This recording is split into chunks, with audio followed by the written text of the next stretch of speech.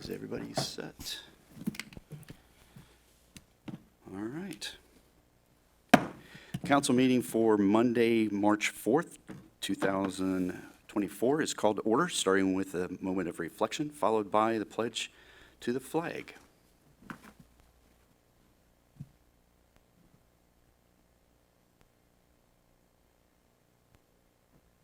Please stand for the pledge.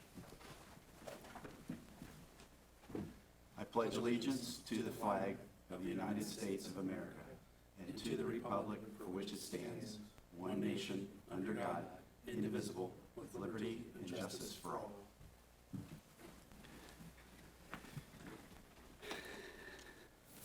All right, Council, you have before you the minutes of the following meetings. Council study session minutes of February 19th, 2024, and council meeting minutes of February 19th, 2024. Are there any corrections, comments, concerns of those minutes? All right, hearing none, those stand approved. We have no communications, petitions, or awards. However, we do have an introduction tonight. Mr. Wendt, you're on. Thank you very much, Your Honor. I would like to introduce to you today Mr. Ryan Malott. Ryan, will you please stand up?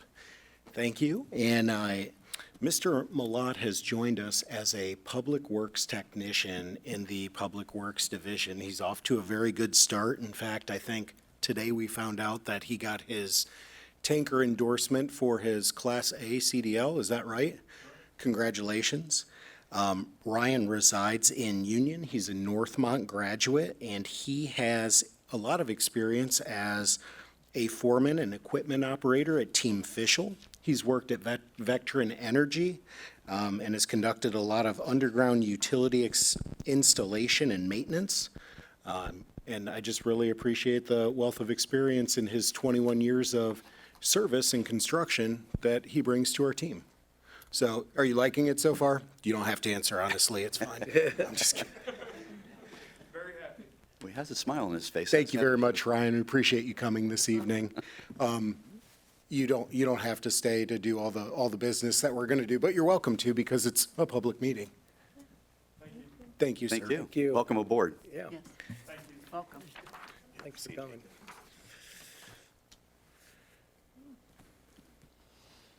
All right, continuing. We have no communications, petitions, or awards. I already just said that. Continuing on with, we have no public hearing, and that brings us to comments from interested citizens. Anyone that wishes to make a comment, please come to the podium, state your name and address for the record.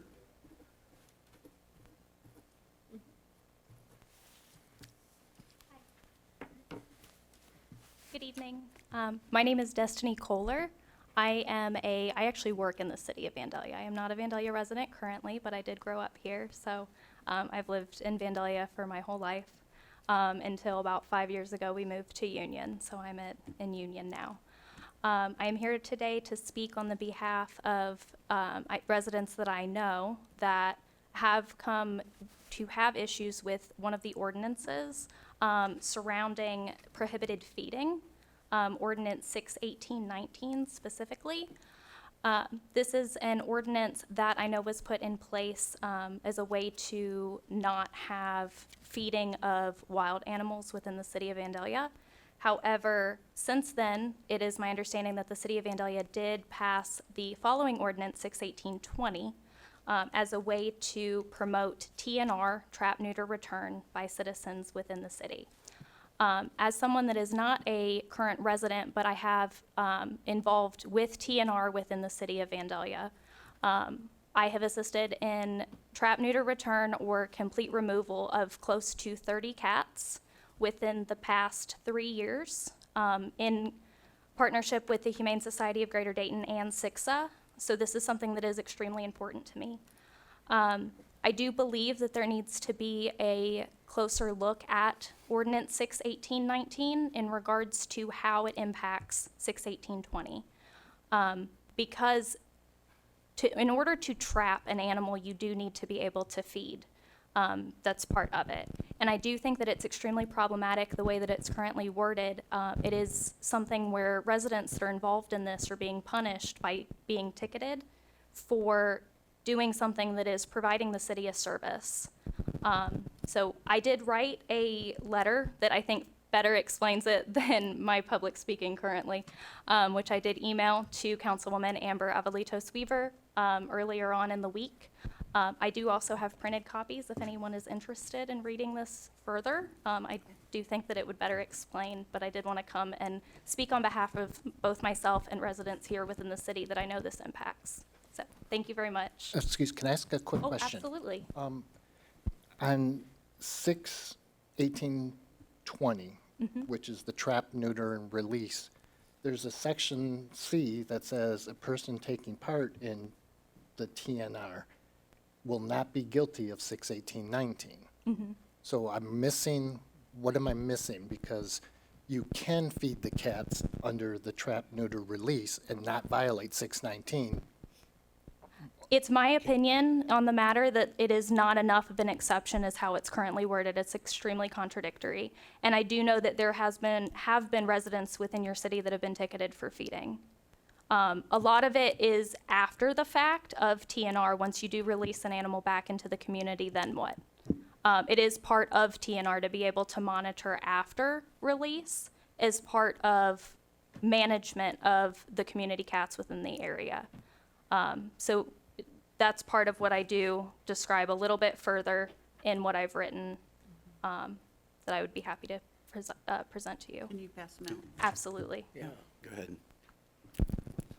On the TNR, the City of Vandalia has a contribution for the portion of the neutering. Do we not?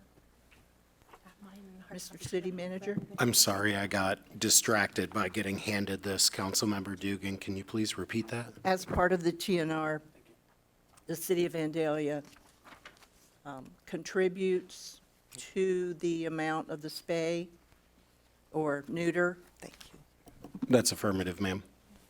What is that amount? Again, can you tell me?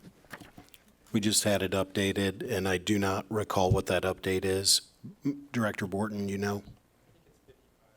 55. It might have gone from, let's say, $40 many, many years ago to like 55 recently, but we'll verify that and follow up with an email. So if the residents trap them, they take them to the Humane Society, Montgomery County Humane Society? Yeah, so we've been doing this for years. This was brought up, I think maybe 2017, 18, around that time. And so we met with the Humane Society. We entered into agreement with them, when people take them down there to have the spayed or neutered and bring them back monthly or bi-monthly, I can't remember exactly, they will invoice us for that. And it originally had since the beginning had been $40 per cat, and just recently we received an email from them and the amount went up to $55 per cat. Is that the total amount? Yes. That Per they charge? cat, yes. Oh, that's good. Thank you. Thank you, Ms. Kohler, for bringing that to our attention, and we'll have staff look at that and appreciate the letter you've given us, and we'll look at and revisit that perhaps. A little bit of history, we did this for the health and safety and welfare of the city and the citizens is how it originally came to us. And we had worked with other organizations in the past, and we can maybe reach out to them again and see if there's anything that's changed or if there's any amendments or anything that we can do different. We'll look at that. All right, thank you. All right, anyone else that wish to speak? All right, seeing none, we'll move on to the city manager's report, and we have a few items for us tonight. Mr. Wendt? Thank you very much, Your Honor. One thing I would like to point out is that Mrs. Swartz has coordinated a Sunshine Laws training certification course through the State Auditor, David Yost's office. We'll host that training at the Butler High School Lecture Hall on March 27th, 2024, 9 to 12:15 p.m. You are not required to go. Angie is your designee, Mrs. Swartz is your designee. However, if you would like to attend, this is a great refresher that'll take place in person. I plan to attend. I think we'll have some some of our senior staff members and deputies who will sign up, and we have that. I've included in the last blue letter the link to register for that on the Secretary, or on the Auditor of State's website.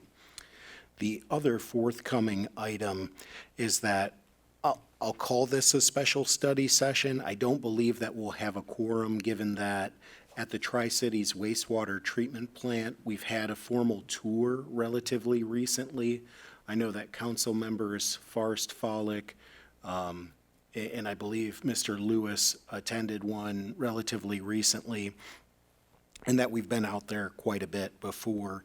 And so what I'd like to do is hold a special tour that we could open up with General Manager Danny Knife. That'll take place March 20th at 3 p.m. Again, if anybody cannot attend, that is okay. I'm happy to schedule a tour for anybody who would like to participate in that at a time that is convenient for you. Also, Saturday, March 9th, we'll have large debris drop-off at the Public Works facility. Proof of residency is required. Vandalia residents get free large debris drop-off that runs from 8 a.m. to 2 p.m. Also, can't believe it's already here, it's daylight savings time on Sunday, March 10th, and so we'll spring forward and set our clocks ahead 1 hour. That's it. Thank you. You're right, that time's coming quick.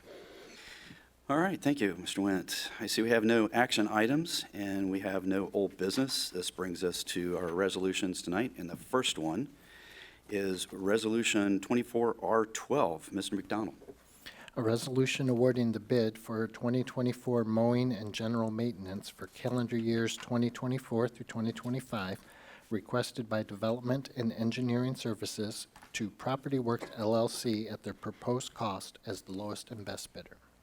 Okay, Mr. Wendt. Thank you, Your Honor. Bids were publicly opened for the 2024 to 2025 mowing and general maintenance contract on Wednesday, February 7th, 2024. This bid was coordinated with the Parks and Recreation Department to receive better bid pricing. 8 sets of specifications were issued, and 4 contractors submitted acceptable bids for mowing, trimming, and litter collection in certain right-of-way areas.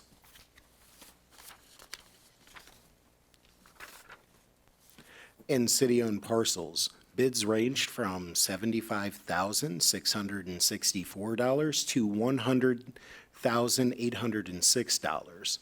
For the mowing estimate, Director Borton and I recommend awarding the contract to Property Works LLC as the lowest and best bid at $75,664 for the annual mowing estimate based on bid quantity and mowing frequencies. All right, do I have a motion? Your Honor, I'll move that we approve Resolution 24R12 as presented. Second. All right, we have a motion by Councilmember Lewis and second by Councilmember Follick to approve Resolution 24R12. Are there any comments?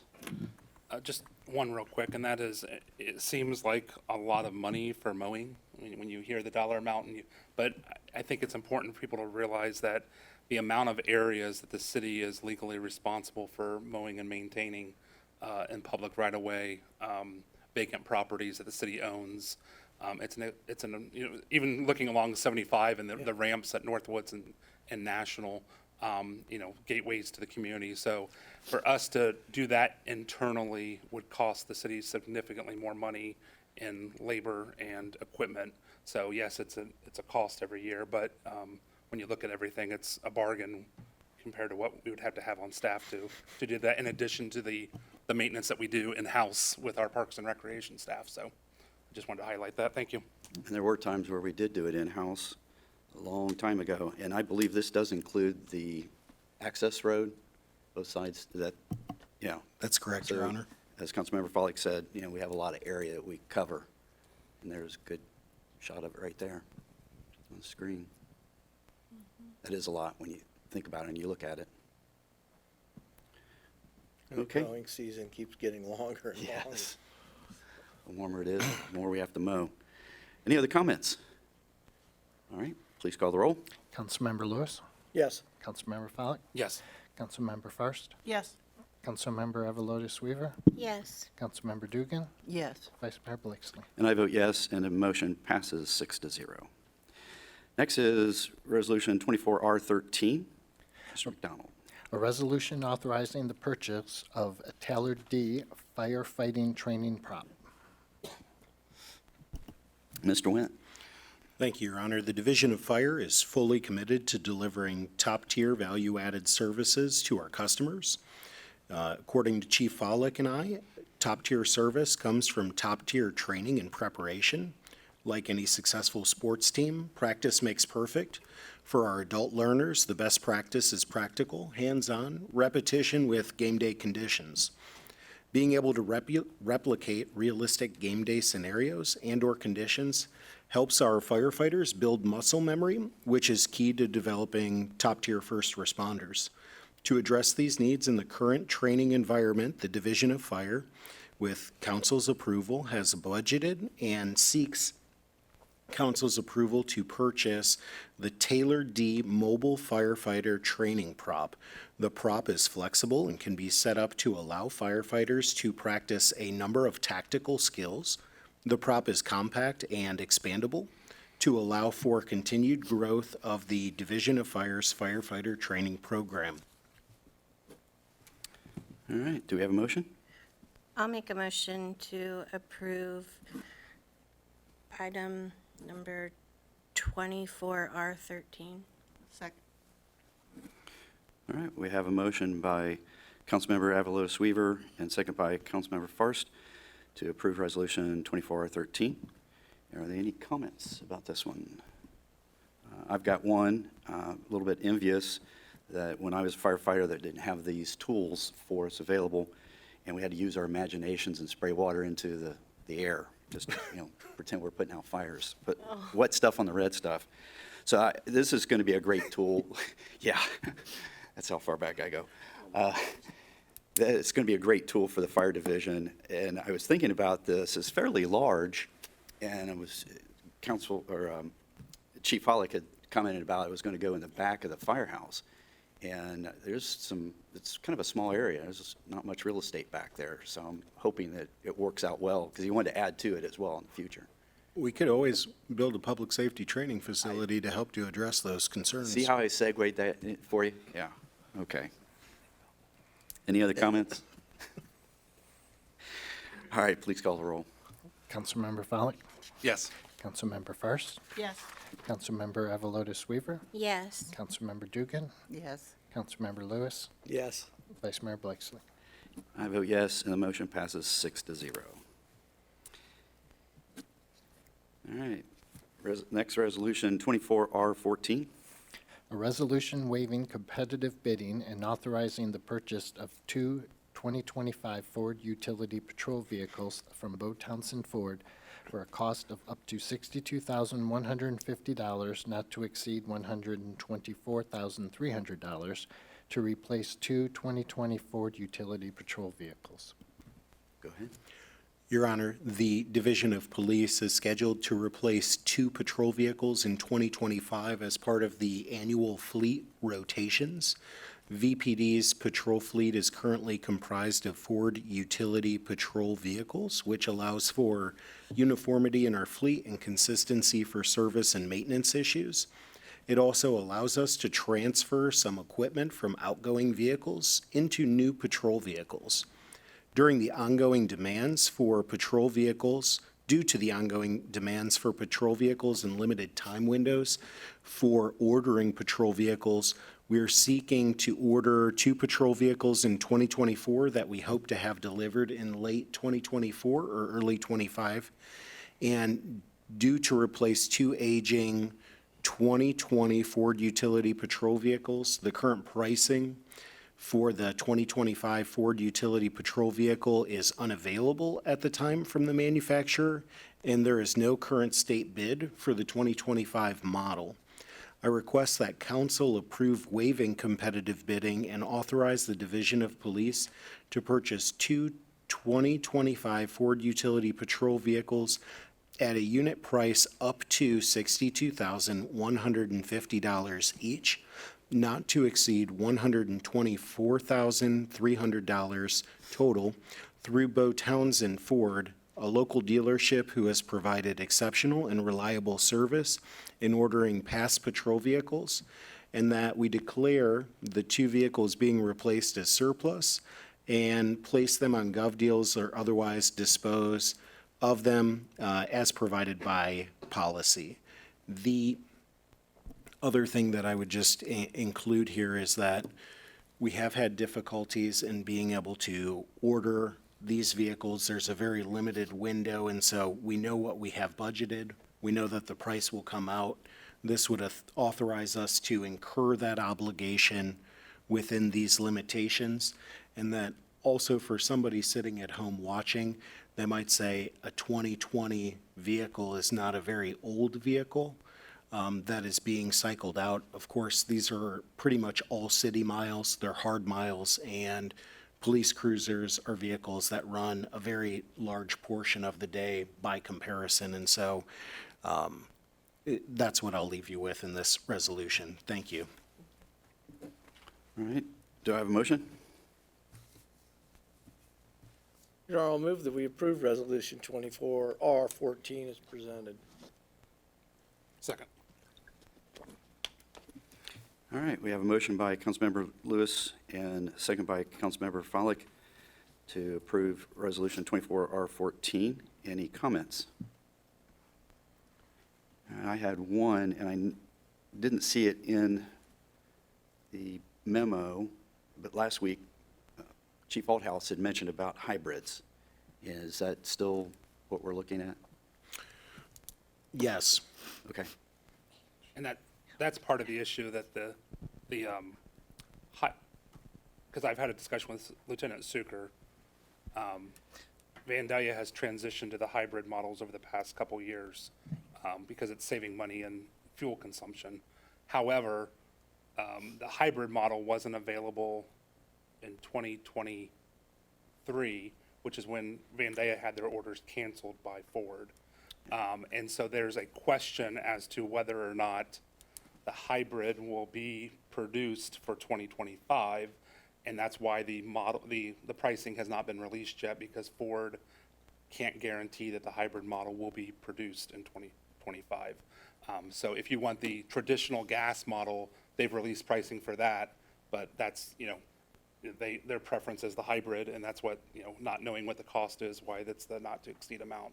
They may not be produced this year. It just depends on, this whole thing has changed the way that police cars are being ordered. And Ford opened the window for the basic models a couple weeks ago, but they will be closing it probably within the next few weeks. So they don't even know how, what they can do on production. Yeah, and I think we said last week the window is a couple weeks. Yeah, it's been open longer than anybody anticipated right now, so, and they didn't do any 2024 models, so that, they're still trying to catch up from the pandemic and the shortage of chips and everything else, so. Right. It's been a nightmare, to say the least. That's why I wanted to bring this up, and thank you for refreshing us from our conversation last week, because I think it's important to show, how we're moving toward somewhat green in a savings, as Chief Althouse had commented about last week. So I really appreciate staff looking into that, saving costs. And it's about half the fuel. I think the gas models are about 17 miles a gallon, and the hybrid models are averaging around 9 gallons or 9 miles a gallon. No, I just reversed those. 9 and 17, reverse what I said. So it's a huge savings if you can get the hybrid models. And I didn't realize either until Chief Althouse said that so many miles, I think it was 30, was equivalent to An hour of idling. an hour of idling. So again, cut down on maintenance as well. Any other comments? All right, call the roll, please. Councilmember Fairst, Yes. Councilmember Avalotis Weaver, Yes. Councilmember Dugan, Yes. Councilmember Lewis, Yes. Councilmember Frolick, Yes. Vice Mayor Blakeslee. I vote yes, and the resolution passes 6-0. Continuing on to the next resolution, 24R15. Resolution appointing City of Oakwood Mayor William D. Duncan to the Montgomery County 911 Program Review Committee pursuant to Ohio Revised Code Section 128.06, 128.06A5. Couldn't get that out for some reason. Don't feel bad. Mr. Wendt? Thank you, Your Honor. Members of the Miami Valley Communications Council met and recommended that Oakwood Mayor Duncan be appointed to serve on the review committee and recommended that Centerville Mayor Compton be appointed to serve as the alternate. The appointments require legislative adoption by a majority of the municipal corporations in the county. All right. Is there a motion?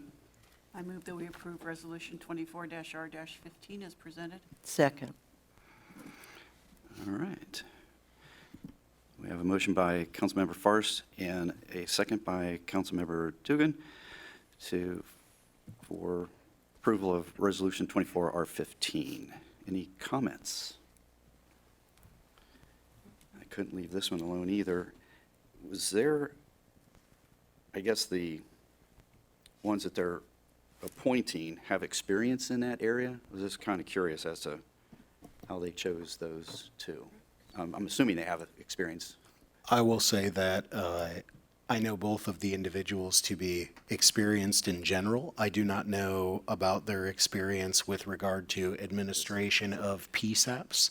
I do know that in the analysis and the discussion between the cities, that the MVCC as a group made that recommendation, and I felt comfortable enough just based on that and what their proposals are, bringing that to you. Yeah, just kind of curious more than anything.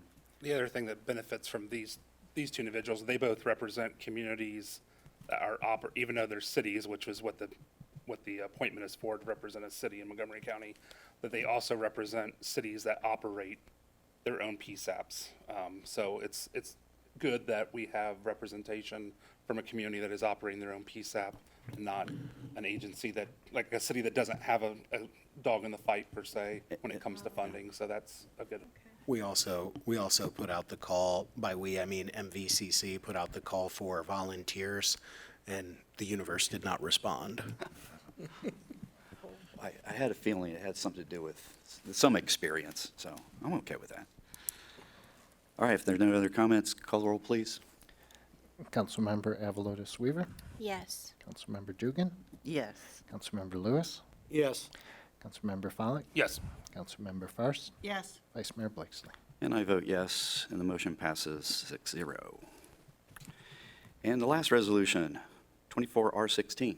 A resolution authorizing cooperation and contracts with the Ohio Department of Transportation regarding improvements to Webster Street from Stop 8 Road to Little York Road, being PID number 116880. Mr. Wendt? Your Honor, the city of Vandalia and the Ohio Department of Transportation have agreed to partner in the resurfacing of Webster Street from Stop 8 to Little York. Final plans have been approved by ODOT, and the bid letting date is scheduled for April 4th, 2024. We received federal Surface Transportation Program funding through MVRPC for 80% of the project. This is the first time we ever got that money. Rob Cron went and got it for us. It's $717,131.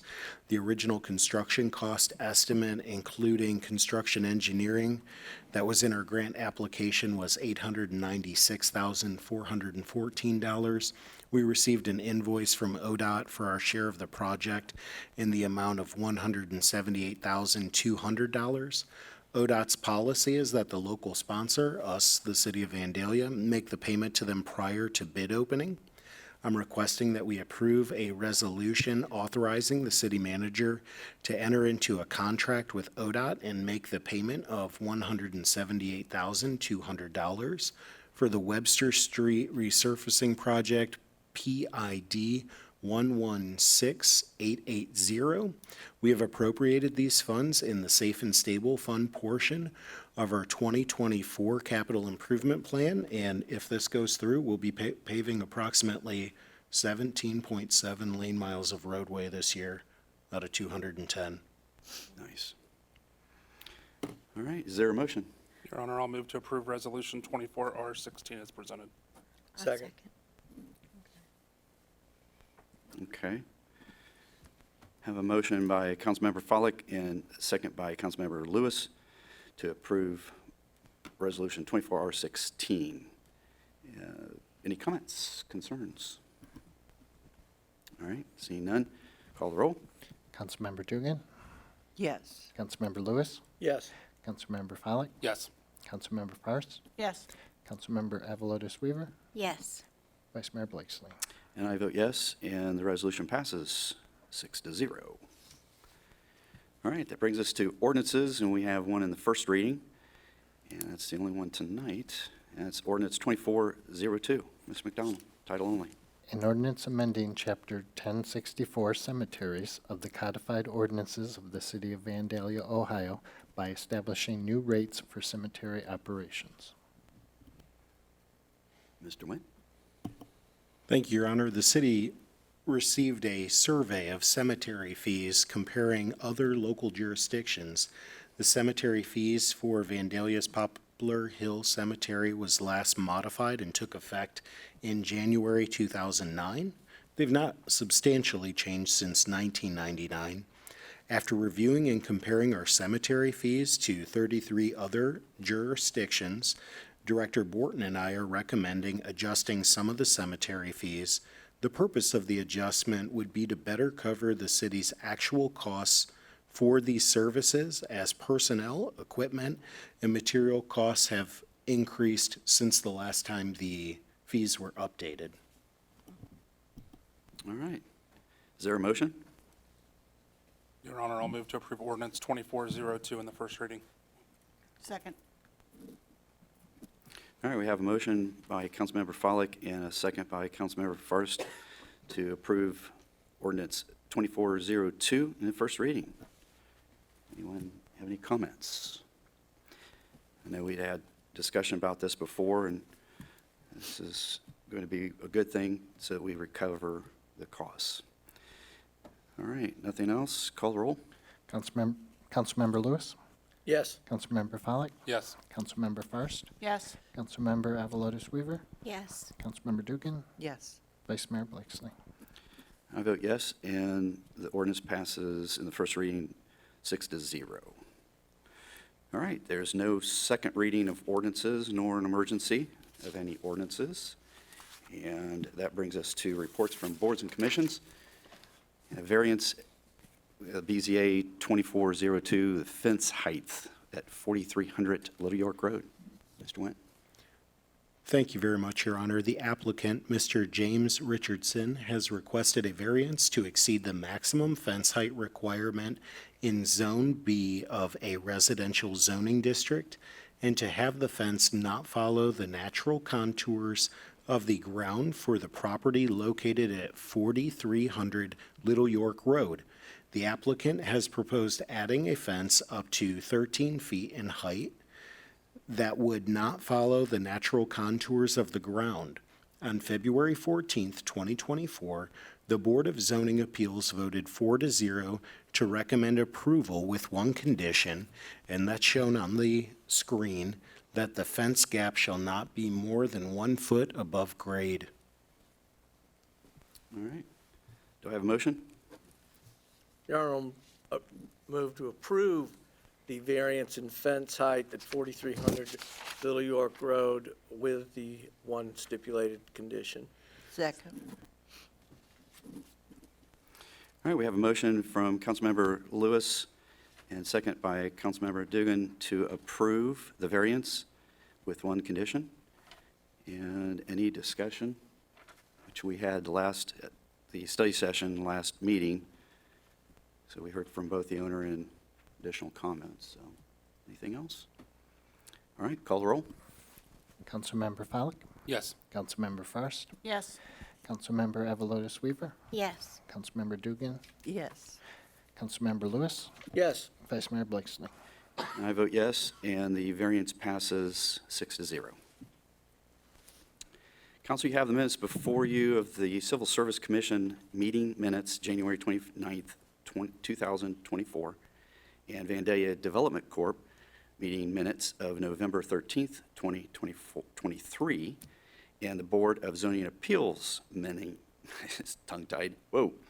Appeals meeting minutes, February 14th, 2024. Any comments or concerns there? If not, those stand approved. Okay, and that's it for the business tonight. And it brings us to council comments. And we'll start with Mr. McDonald. Nothing tonight, thank you. Okay, Mr. Wendt? Your Honor, just two brief items. One, there's an Art Box grand opening at Art Park on Friday, March 8th at 12 p.m. The Art Boxes are coming to Art Park, and Art Box is like a little free library. Instead of books, the Art Boxes will contain arts and crafts for people to take and to make. And so we're thankful to Avery Beck, one of our VRC childcare workers and a member of the Butler Arts Club, for painting the Art Box. We got some funding that Aaron Messenger applied for through the Cultural Arts and the Vandalia Cultural Arts Endowment Fund. Another artistic update is that we are tentatively planning a community paint day on Saturday, May 18th, with details to follow. This is a mural that'll be painted on the east-facing wall of Justin Spivey Photography on National Road. And finally, I'd just like to say congratulations to our employees who were recognized at our Employee Service Awards, where we celebrated up to 195 years of service. That was a lot of fun. Very good. All right, Councilmember Dugan. No, nothing, thank you. All right, Councilmember Lewis. Good this evening, Your Honor. Councilmember Follick.